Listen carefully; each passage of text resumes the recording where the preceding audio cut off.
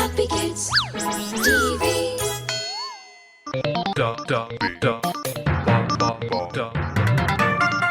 The Holy Tales.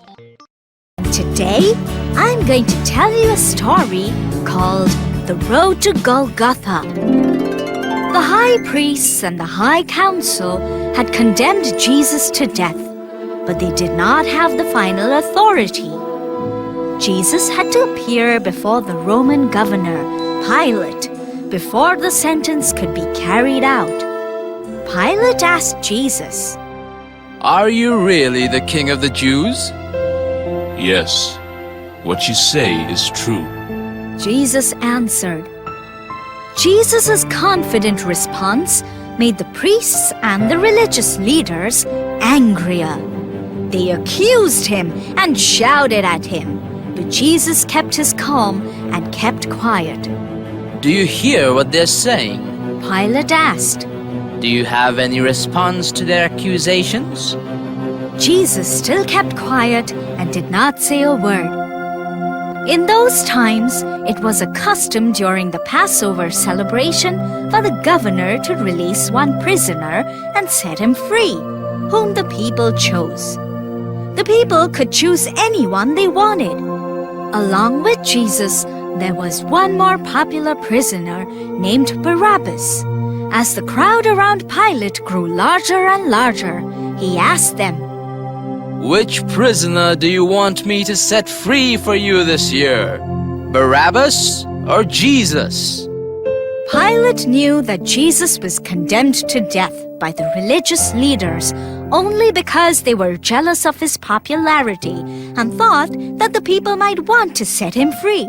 Little did he know that the priests and the leaders had already planted the idea in the people to ask freedom of Barabbas and the death sentence of Jesus.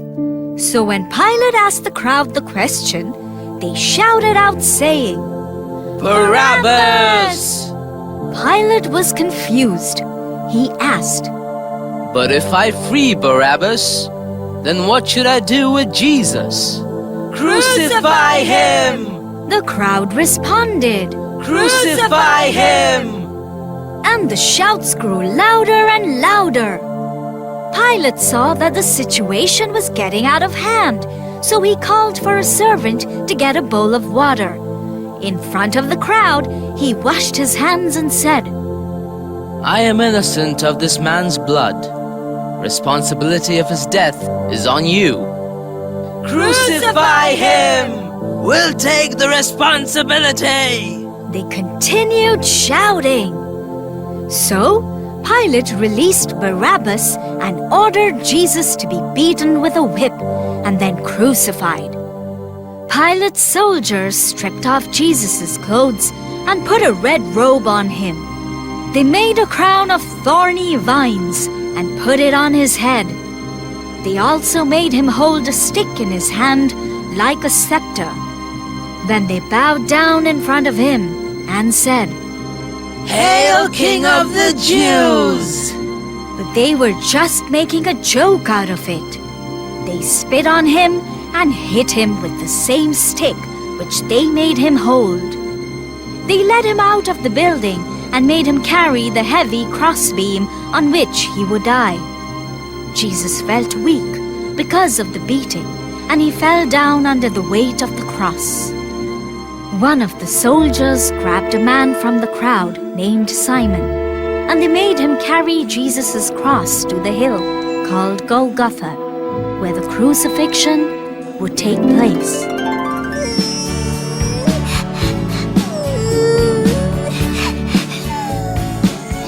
Those men were so cruel. They were mean people. I hate them.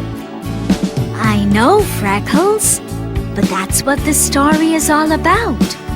Poor Freckles, don't be sad. The Holy Tales. All right then, let's begin with the story. Once upon a time lived a Roman officer named Cornelius in the town of Caesarea. Cornelius and his entire family were believers in God. He helped the poor by giving charity, and he prayed to God quite often. One afternoon, Cornelius had a vision where he saw an angel of God standing in front of him and calling out his name. Cornelius was terrified. He asked, What do you want, sir? The angel replied, God has answered your prayers. Now he wants you to send some men to Joppa and look for a man named Peter. They will find him in the house of a man called Simon, who lives near the seashore. Ask Peter to come and visit you.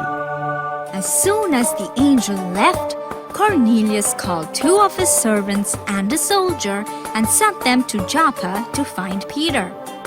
The next day, when Cornelius's men were about to reach Joppa, Peter had a vision too. He had gone to the rooftop to pray. Around noontime, he was hungry when he saw the sky open up and a large piece of material was lowered down by the 4 corners. And inside the fabric, there were all kinds of animals, reptiles and birds. Then he heard a voice. The voice said, Peter, get up and kill those animals and eat them. No, said Peter. I have never eaten anything that is not allowed by our Jewish laws. The voice continued. Peter, if God says something is all right, then do not disagree with him. Peter had the same vision thrice before the piece of material disappeared. Peter was confused. He had no clue to what this vision could mean. Right then, Cornelius's men arrived. They asked to speak to Peter. The Holy Spirit spoke to Peter and told him that some men had a right to ask him to go with them. The Holy Spirit advised him that he should go. The Holy Spirit said, You should go because I have sent them to you. Do not worry, all is well. Cornelius's men told Peter that even though Cornelius was a Roman, he always honored and obeyed God. They also told him about the vision that Cornelius had, and that is why he sent them for Peter. Hearing all of this, Peter agreed to go with the men to visit Cornelius. Cornelius was waiting for Peter to arrive. He called for all his relatives and friends to be there to meet Peter. When Peter entered, Cornelius fell to the ground to worship him. Peter picked him up and said, Get up. I'm just a normal man like you. Peter and Cornelius talked for a while. Peter said, You know, it is against Jewish laws for me to come into the home of a Gentile. However, God showed me that I should never think of any person to be unclean. So here I am to see you. Now tell me, why did you send for me? Cornelius told Peter about the vision he had. It was then that Peter realized his own vision was God teaching him not to discriminate among people. God accepts all those who fear and obey him. Peter told all the people present in Cornelius's house that God offers peace through Jesus Christ. He told all about Jesus' life, death, and resurrection, and even of his appearances after coming back to life. Peter told them that Jesus had given his followers the job of preaching the good news everywhere. The Holy Spirit helped everyone in Cornelius's house understand what Peter was saying, and all of them believed. Some of the Jewish people who had come with Peter were amazed that the Holy Spirit was given to the Gentiles. Does anyone here object to these new believers being baptized? Peter asked. No one did object, so Peter gave orders for all of them to be baptized. That was a really nice story. I liked it. Great! The Holy Tales. Let's then begin with the story. After Paul's missionary journey to Ephesus, he and his group of men went to a place called Troas. It was the first day of the week, so they all gathered with the believers to celebrate the Lord's Supper.